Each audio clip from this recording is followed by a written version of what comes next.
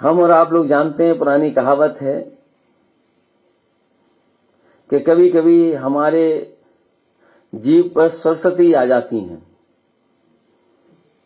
शायद भारत में सरस्वती नहीं आई उनके जीव पर, लेकिन जब अमेरिका में गए और सांसदों के बीच में उन्हें बोलना था तो इन्वेस्ट की जगह इन्वेस्टिगेट हो गया। और शायद भारत और देश की राजनीति करने वाले जानते होंगे कि इन्वेस्ट का मतलब क्या है, इन्वेस्टिगेट का मतलब क्या है। हम और आप लोग जब कभी शिक्षा के क्षेत्र में जब कभी देखते हैं कुछ लोग नकल करते हैं, यहां पर शिक्षक भी होंगे कुछ लोग, और कुछ हमारे बहादुर छात्र भी होंगे जिन्होंने कभी न कभी पर्ची से कुछ किया होगा। हम और आप लोग परीक्षा पास करने के लिए छोटी पर्ची से काम चला लेते हैं, लेकिन सोचो अमेरिका में जाकर के कितनी बड़ी किताब रख करके भी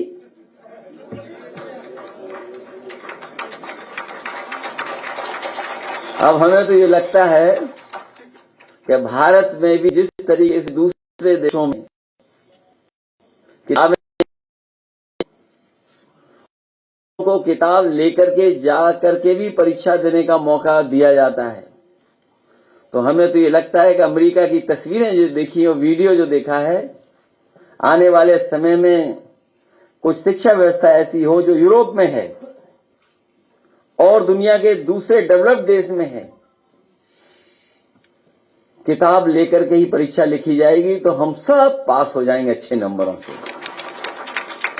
पत्रकार साथियों, इसका मतलब दूसरा मत निकालना। और मैं तो आपसे कहूंगा कि अगर इस पे खबर आप लिखें और चलाएं तो ये रिसर्च कर करके बताना कि दुनिया में कितने देश हैं ऐसे जो ओपन बुक एग्जामिनेशन कराते हैं। जब देश ने देखा डायरी से नकल हो रही थी तो ओपन एग्जामिनेशन क्यों ना हो। इसलिए बहुत सारी बातें हैं। जाति गणना का सवाल सबसे बड़ा है और कोई दुनिया में ऐसे तमाम देश हैं जहां पर ऐसी व्यवस्था है लोगों के लिए, जहां जो पीछे छूट जाते हैं किसी कारण, उनको कैसे बराबरी पे खड़ा किया जाए। उनके पास नियम भी हैं, कानून भी हैं और उसको लागू भी करते हैं। लेकिन वहीं हमारे देश में समय समय पे झूठे नारे देकर के हमें और आपको गुमराह करने का काम करते हैं। जैसा मैंने कहा कि सबका साथ होने से सबके बीच में बराबरी नहीं आ जाएगी। अगर बराबरी आएगी तो उसके लिए हमें जाति गणना करनी पड़ेगी और जाति के हिसाब से, जो आबादी के हिसाब से हमें और आपको स्थान देना पड़ेगा, जगह देनी पड़ेगी, तभी जाकर के हम लोग बराबर खड़े होंगे। वैसे झूठ बोलने में बीजेपी का कोई मुकाबला नहीं है। अगर झूठ को फैलाना हो तो बीजेपी को बुला लो,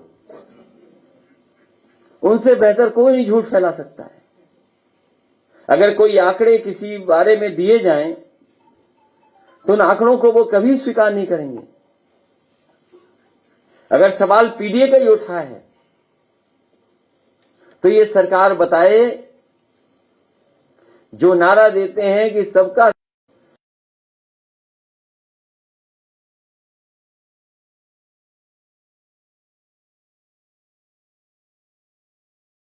और समाजवादी लोग सरकार में होते थे तो समय समय पर छापा जाता था कि ये लोग इस स्थान पे, इतने इस स्थान पर हैं।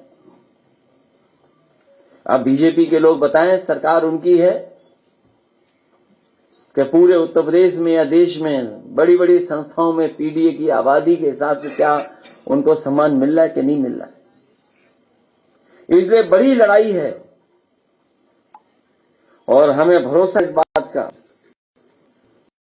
कि पीडीए की लड़ाई को कोई मुकाबला नहीं कर पाएगा। समाजवादियों को पीडीए को हम लोग आगे बढ़ेंगे तो हम लोग कामयाब भी होंगे।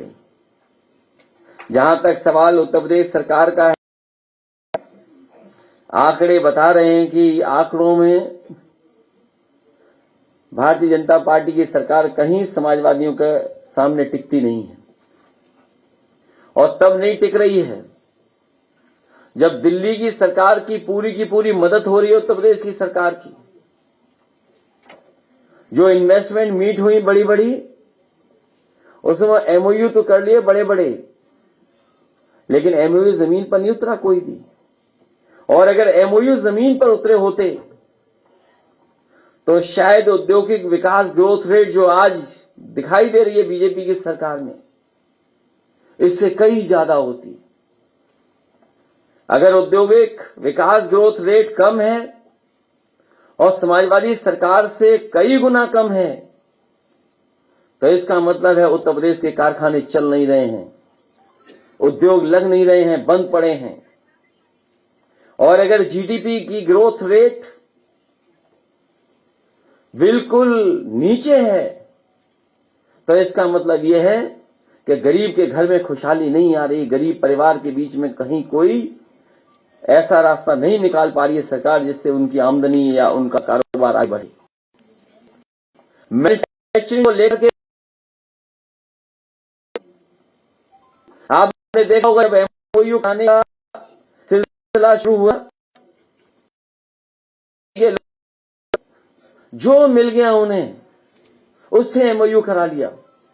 जिलाधिकारियों को जिम्मेदारी दी कि एमओयू करना है, और इतने उन्होंने भी आगे बढ़कर के जो उन्हें मिल गया उससे एमओयू कर लिया। जो पहले से कारोबार कर रहे थे, रोजगार चल रहे थे, उनसे भी एमओयू करा। और हद तो तब हो गई, बीजेपी ने जिसको भी देखा टाई सूट पहन करके जा रहा, उससे एमओयू करा लिया। और अब स्थिति ऐसी है कि जो एमओयू कर गए, अब उन्हें ढूंढने के लिए अधिकारी निकले हैं। पहले अधिकारी गए थे विदेश, मंत्री गए थे विदेश, इसलिए गए थे कि एमओयू करा लें। आपको याद होगा, मंत्रियों की, अधिकारियों की टीम बनी थी। कोई अमेरिका गया, कोई यूरोप गया, कोई इंग्लैंड गया, कोई ऑस्ट्रेलिया गया, कोई न्यूजीलैंड गया, पहले ही एमओयू कराने गए। और अब वही टीम बन रही है कि जिन्होंने एमओयू कर लिया उनसे कहां ढूंढे जा करके। और ये एमओयू करने वालों को मैंने सदन में पूछा था कि अमेरिका गए होगे तो बताओ कहीं ट्रैफिक का इंतजाम कोई जानवर देखता है? आप लखनऊ से जहां कहीं से भी आए होंगे, आप कोई चौराहा शायद ही मिला हो जहां पर ट्रैफिक के नए अधिकारी न खड़े हों।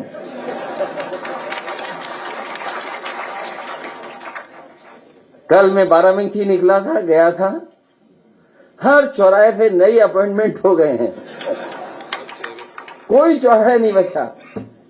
सोचिए, ऐसे लोग जो ट्रैफिक का इंतजाम दूसरों के हाथ में दे दिए, वो $1 ट्रिलियन इकोनॉमी का सपना देख रहे हैं, और आज के समय पर देख रहे हैं जहां पर हर चीज एक दूसरे के सामने आ जाती है, कोई बात छिपती नहीं है। और सोचिए, एक ऐसी डगमगाती सरकार जिसका हम लोगों ने केवल वीडियो लगाया था, सोचिए, एक डगमगाती सरकार का केवल एक वीडियो लगाया। सोचो कहां पहुंच गया वो वीडियो। जो लोग 4 बजे जगते थे, देखा उनका योगा आपने?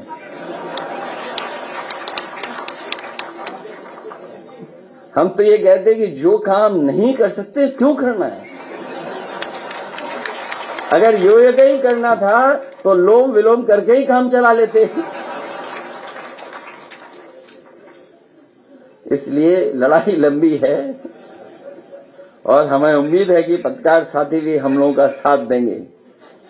अब तो केवल चैनलों से तो लड़ना ही लड़ना है, एंकरों से भी लड़ना है। और अगर किसी पत्रकार को आपने कह दिया कि आप ईमानदार पत्रकार हैं, तो उसमें भी लड़ाई हो जाएगी आपको। इसलिए ऐसे समय पर हम लोग इस गोष्ठी को कर रहे हैं। हमें उम्मीद है कि डॉक्टर सलीलाल पटेल जी ने जो संघर्ष और जो रास्ता दिखाया, तो उस पर हम लोग चलेंगे, क्योंकि तभी हम सब आगे सम्मान पाएंगे। जहां तक सवाल हम समाजवादियों का है, मुझे खुशी है इस बात की कि अपना दल कमेरा के लोगों ने यहां पर कार्यक्रम कराया और एक ऐसा सवाल छेड़ा है जाति जनगणना का जो आम जन लोग चाहते हैं, आम लोग चाहते हैं। इसलिए मैं बधाई देता हूं पंकज निरंजन जी को कि उन्होंने इस गोष्ठी का आयोजन कर करके हम सब लोगों को एक रास्ता दिखाने का काम किया। आप सबको बहुत बहुत बधाई और बहुत बहुत धन्यवाद देता हूं।